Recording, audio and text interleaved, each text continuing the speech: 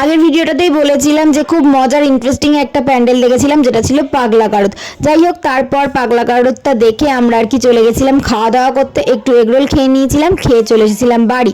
আর পরদিন ছিল আমাদের বিসর্জন। মা পাড়িটা তোলার পর গুগলুর নাচ দেখো, উরে বাপরে। তারপর কোলে করে ঠাকুরকে উঠোনে নিয়ে গেলাম এবং সবাই পায়ে একটু করে আলতা ছুঁয়ে আমরা বরণ শুরু করে দিলাম।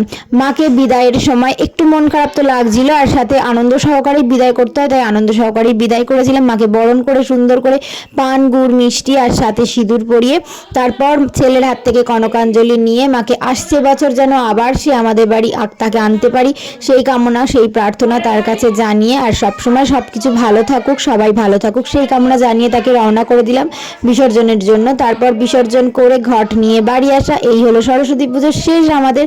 তো যাই হোক, ভিডিওটা কেমন লাগলো অবশ্যই কমেন্টে জানিও। ভালো লাগলে লাইক শেয়ার অ্যান্ড সাবস্ক্রাইব করে দিও। টাটা।